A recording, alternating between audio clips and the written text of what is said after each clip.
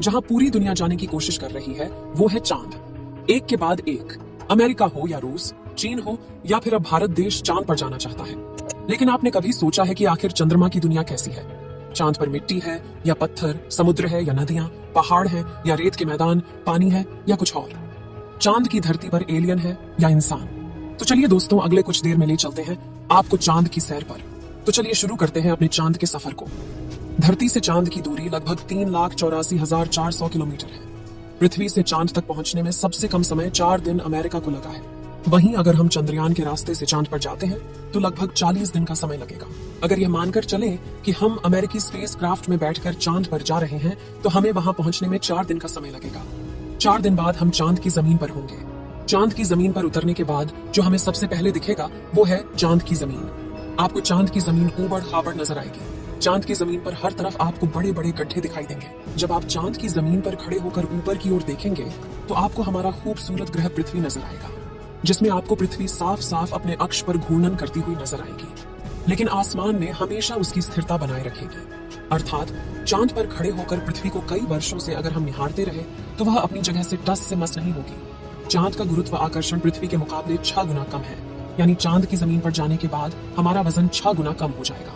यदि पृथ्वी पर आपका वजन 60 किलो है तो चांद की सरफेस पर आपका वजन केवल 10 किलो ही रह जाएगा। यानी चांद की जमीन पर उतरने के बाद आप अपने आप को काफी हल्का महसूस कर रहे होंगे। आप इधर उधर आसानी से उछल पाएंगे। इसी कारण नील आर्मस्ट्रॉन्ग जब चांद पर चल रहे थे तब उछल उछल कर चल रहे थे, क्योंकि दोस्तों चांद पर पृथ्वी की तरह चल पाना संभव नहीं है। चांद की सतह पर नील आर्मस्ट्रॉन्ग और उनके साथियों के कदमों के निशान आज भी मौजूद हैं, क्योंकि वहां पर हवा न होने की वजह से वह निशान मिटा नहीं है।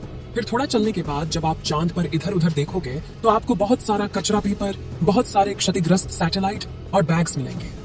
ये सारा कचरा हम इंसान ने ही फैलाया है। ये कचरा इतना ज्यादा है कि 5 ट्रक भर सकते हैं। चांद पर कचरा और ये पेपर अंतरिक्ष यात्रियों ने फेंके थे, जिसमें उनकी मानव मूत्र और उल्टियां हैं। अब आप चांद की जमीन पर खड़े हैं तो आपको सबसे ज्यादा खतरा आसमानी मौत का है। चांद का गुरुत्व आकर्षण कम होने की वजह से इसके पास कोई भी वायुमंडल मौजूद नहीं है। वायुमंडल की नामौजूदगी के कारण वहां पर रहने वालों के लिए उनका पिंड से मरने का खतरा लगातार बना रहता है। यानी आप चांद पर खड़े हैं और पता नहीं कब एक बड़ा पत्थर आसमान से गिरकर आएगा और आपकी मौत वहीं पर हो जाएगी। यही वजह है पृथ्वी से देखने पर जो चांद पर काले धब्बे दिखाई देते हैं, असल में वे धब्बे नहीं, गड्ढे हैं, जहां पर सूर्य की रोशनी नहीं पहुंच पाने की वजह से वो धब्बे नजर आते हैं। सूर्य के बाद आसमान में सबसे ज्यादा चमकने वाली अगर कोई चीज है तो वो है चंद्रमा।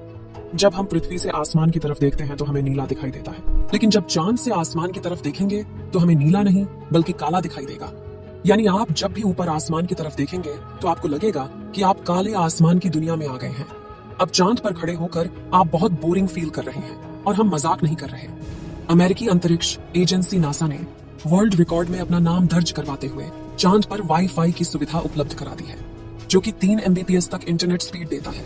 यानी आप आराम से चांद पर इंटरनेट चलाकर अपना एंटरटेनमेंट कर सकते हैं। अब आपका मन कर रहा है इंटरनेट तो बहुत हुआ, अब चांद से मैं पृथ्वी पर अपने घर फोन करके बात करता हूँ। आपने फोन मिलाया, फोन लग भी गया, लेकिन ये क्या, आप बोल रहे हैं लेकिन आपकी आवाज मुंह से बाहर नहीं आ रही है। जी हाँ, ये सच है, चांद पर आप कितना भी जोर से चिल्ला लें, आपकी आवाज मुंह से बाहर नहीं आएगी। धरती पर वायु की हमेशा हर जगह उपस्थिति रहती है, लेकिन चंद्रमा का अपना कोई वायुमंडल नहीं है, इसलिए वहां पर ध्वनि तरंगों का संचरण सामान्य रूप से संभव नहीं है।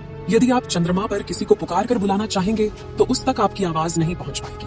परंतु चंद्रमा पर एस्ट्रोनॉट्स स्पेस सूट में रहते हैं, जिसमें ऑक्सीजन और नाइट्रोजन भरकर कृत्रिम रूप से वायुमंडलीय दबाव बनाया जाता है। इसलिए वे सूट में बात कर सकते हैं और उसमें लगे माइक्रोफोन की मदद से किसी अन्य व्यक्ति तक भी अपनी बात पहुंचा सकते हैं। इस तरह से चंद्रमा पर टेलीफोन के काम करने में तो कोई समस्या नहीं है, लेकिन आपको ध्वनि को अपने मुंह से माइक्रोफोन तक पहुंचाने के लिए किसी माध्यम जैसे वायु की आवश्यकता पड़ेगी, जो कि इस स्पेस सूट में ही संभव है।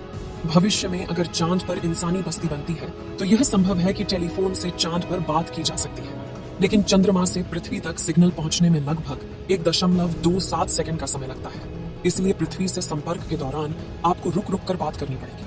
अब चांद पर हमको रहना है तो अब बात करते हैं चांद पर दिन और रात के बारे में। चांद को पृथ्वी का एक चक्कर लगाने में 27.3 दिन लग जाते हैं और अपने अक्ष पर भी एक चक्कर लगाने में इतना ही टाइम लगता है।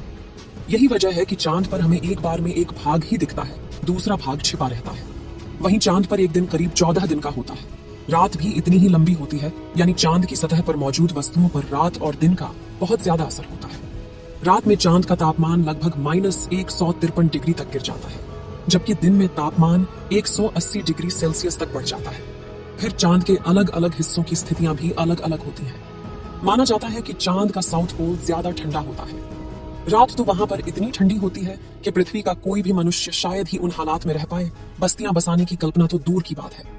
अगर वैज्ञानिकों की माने तो चांद के साउथ पोल पर दिन में भी तापमान ज्यादा गर्म नहीं होता है, लेकिन रात बहुत ही ठंडी होती है। समय गुजरने के साथ ही यह गिरता है और बर्फ जमने लगती है, जो कि इस क्षेत्र में रहने की स्थितियों को और भी भयानक बना देती हैं। इन्हीं भयानक स्थितियों के चलते चांद पर अब तक जितने भी मिशन गए हैं वो सब उत्तरी इलाकों में किए गए हैं। रात में हमें जो चांद चमकता हुआ नजर आता है, लेकिन आपको जानकर काफी हैरानी होगी कि चांद की अपनी खुद की कोई रोशनी नहीं है। जो चांद पर रोशनी नजर आती है वो सूरज से आने वाली रोशनी का रिफ्लेक्शन है।